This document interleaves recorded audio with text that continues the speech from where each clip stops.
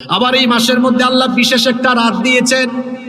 এই রাতের এত সম্মান, এই রাতের এত মর্যাদা, এই যে আমরা যারা এখানে উপস্থিত হলাম, হাজার হাজার নরনারী, মুসলমান নারী পুরুষ, আমরা এখানে একত্রিত হলাম। কে কত বছর বাঁচবো আমরা জানি না, 80 বছর 90 বছর হায়াত পাবো কিনা আমরা জানি না। আমাদের আগে পৃথিবীতে যত নবী রাসূল এসেছেন, সেই সকল নবী রাসূল এবং তাদের উম্মতরা হায়াত পেয়েছেন আমাদের চাইতে কম না বেশি? আমাদের চাইতে বেশি। যেমন পৃথিবীর প্রথম নবী এবং প্রথম মানুষ আবুল বাশার, আমাদের বাবা আদম আলাইহিস সালামকে আল্লাহ 1000 বছর হায়াত দিয়েছিলেন। আল্লাহু আকবার। আগের যুগের নবীরা 500 বছর, 600 বছর, 700 বছর দীর্ঘ সময় বেঁচে থাকতেন। তাদের উম্মতরাও 200, 300, 400, 500 বছর বাঁচতেন।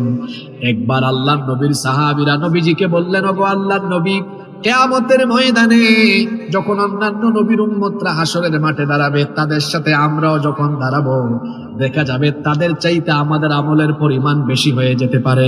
নবীজি বললেন, এটা কেন বললা? তখন সাহাবীরা বললেন, এই যে তারা আমাদের চেয়ে হায়াত পেয়েছে বেশি, আমলও করেছে বেশি, কিন্তু আমরা তো হায়াত পেলাম কম, আমল করার সুযোগও পাবো কম, সুতরাং তাদের চাইতে তো আমাদের আমল বেশি, আমাদের চাইতে তাদের আমল বেশি থাকার কারণে কিয়ামতের দিন তাদের মর্যাদা আমাদের চাইতে বেশি হয়ে যেতে পারে।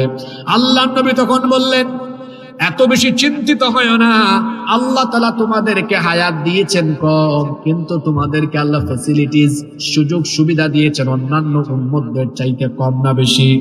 আল্লাহ তার নবীকে জানিয়ে দিল, নবী আপনার উম্মতকে বলে দেন এত বেশি হতাশ যেন তারা না হয়। আমি তাদেরকে রমজানুল মুবারকের ভেতরে এমন একটা রাত দিলাম, যেই রাতে আমি কোরআন নাজিল করেছি, এই রাতটিকে আপনি আপনার উম্মতের জন্য আমি এত বেশি মর্যাদাবান বানিয়ে দিলাম।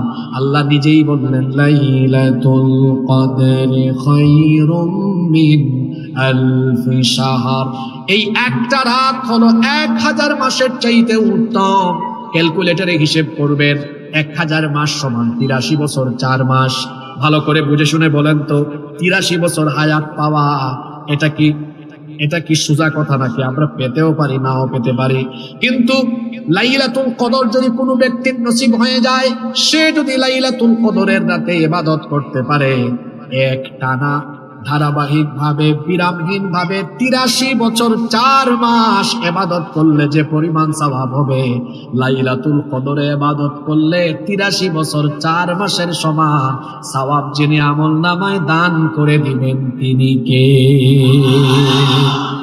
কিন্তু দুঃখের ব্যাপার হলো, আমি 1 মাস আগেই সতর্ক করে যাচ্ছি, দুঃখের ব্যাপার হলো রমজান মাসে বাংলাদেশের মানুষ লাইলাতুল কদরকে ফিক্সড বানায় ফেলছে।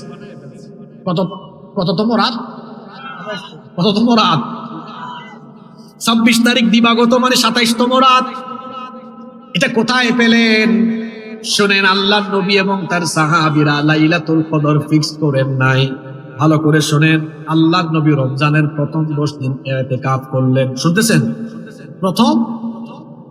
আল্লাহর নবী রমজানের প্রথম 10 দিনে ইতিকাফ করলেন লাইলাতুল কদর তালাশের জন্য। আল্লাহ জানিয়ে দিলেন, নবী আপনি যে উদ্দেশ্যে ইতিকাফ করেছেন, এই প্রথম 10 দিনের ভেতরে এটা নাই। আল্লাহর নবী মাঝখানের 10 দিনে ইতিকাফ করলেন। আল্লাহ নবীজিকে জানিয়ে দিলেন, আপনি যে রাত তালাশ করছেন, এটা এই মাঝখানের দশকেও নাই। আল্লাহ জানিয়ে দিলেন, নবী আপনি যা তালাশ করছেন, এটা আছে রমজানের শেষ 10 দিনের ভেতরে।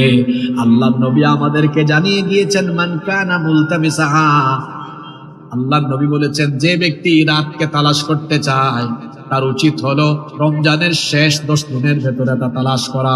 এই জন্য রমজানের প্রথম 20 দিন পরে শেষের 10 দিন আল্লাহর নবী এমন ভাবে কাটাতেন, প্রথম 20 দিন আল্লাহর নবী রাতের বেলা কিছু সময় ঘুমাতেন, বাকি সময় ইবাদত করতেন।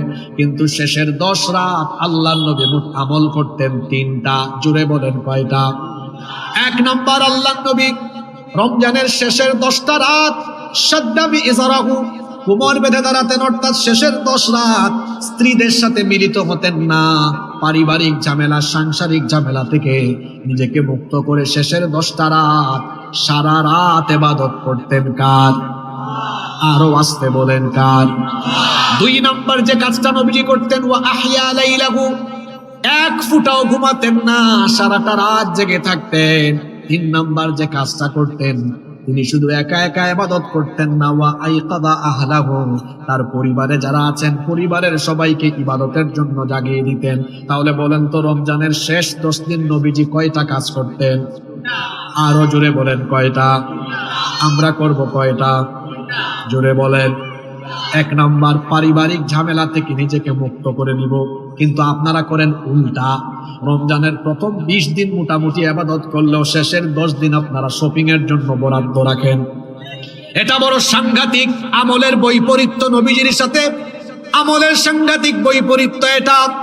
আল্লাহর নবী তো শেষের দশকে ইবাদতে মনোনিবেশ করতেন, আর বাংলাদেশের মুসলমান শেষের 10 দিন শপিং নিয়ে ব্যস্ত হয়ে যায়। আর মহিলাদের অবস্থা কি বলবো, শেষের 10টা দিন দেখা যায় মহিলাদের জন্য রাস্তাঘাটে বেরি হওয়া যায় না। আমি জানি না আপনাদের খুলনায় কি হয়, আমাদের এলাকায় দেখা যায় সন্ধ্যার পরে ইফতারের পরে সাহারি পর্যন্ত মহিলারা শুধু শপিং নিয়ে ব্যস্ত থাকে। খুলনায় এগুলো আছে নাকি? মা বোনদেরকে বলবো, খবরদার আমার মায়েরা বোনেরা, রমজানুল মুবারকের বরকত, রমজানুল মুবারকের সকল খনি আছে রমজানের শেষ 10 দিনে। তাহলে বলেন তো শেষ 10 দিন আমাদেরকে গাফলতি করা দরকার না ইবাদত করা দরকার? এজন্য শেষের দশক আমরা কোনোভাবেই গাফলতিতে কাটাবো না। বিশেষ করে আল্লাহর নবী বলেছেন রমজানের শেষ দশকের বেজুর রাত ইবাদত করতে ভুলে যাও না। আল্লাহর নবী বলেছেন যে লাইলাতুল কদর 1000 মাসের চাইতে উত্তম, ওই রাতটা কোথায় রয়েছে শোনো। আল্লাহর নবী বলেছেন তাহাররাউ লাইলাতুল কদরি ফিল উইত্রি মিনাল আশরিল আওয়াখির মির রমাদান।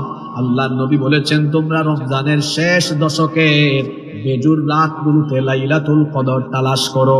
জোরে বলেন তো জোর রাত না বেজুর রাত? সবাই বলেন জোর রাত না বেজুর রাত? তো বেজুর রাত কোনগুলা? 21, 23, 25, 27, 29। বলেন তো লাইলাতুল কদর তালাশের জন্য 1 রাতে ইবাদত করা দরকার না 5 রাত?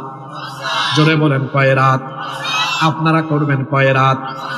10 রাত করবেন এমন কেউ কি নাই? কেউ যদি 10 রাত করেন সে হলো সবচেয়ে বুদ্ধিমান। কারণ 10 রাত ইবাদত করলে লাইলাতুল কদর তার থেকে ছুটে যাওয়ার কোনো সম্ভাবনা। ও আমার বাবারা, আমার ভাইয়েরা, এত বছর চলে গেল, এত রমজান পেয়েছেন, কিন্তু রমজানগুলোকে সঠিকভাবে কাজে লাগাতে পারেন নাই। অনুরোধ করে গেলাম রমজানের শেষের 10টা রাত ইবাদতে কাটাবেন। যদি আপনার লাইলাতুল কদর নসিব হয়ে যায়, হতে পারে এই লাইলাতুল কদরের মাধ্যমে পিছনের গুনাহ মাফ হবে। আর 1 রাতের আমল এত বেশি মর্যাদা সম্পন্ন আমলে পরিণত হবে। একটা রাত আমল করবেন, 83 বছর হায়াত পাবেন কি পাবেন না নিজেও জানেন না। কিন্তু এই বছর 2025 সালে রমজানের শেষের 10টা রাতে ইবাদত করেন, তাহলে লাইলাতুল কদর আর মিস হবে না। দেখা যাবে 83 বছর 4 মাস একটানা আমল করলে যে সওয়াব হওয়ার কথা, 1 লাইলাতুল কদরে আল্লাহ আপনার আমল নামায় ততটুকু সওয়াব দিয়ে ভরে দিবে। এই 10টা রাত আপনারা কাজে লাগাতে পারবেন তো? জোরে বলেন পারবেন তো? মা বোনদেরকেও বললাম, আমার প্রথম পয়েন্ট শেষ।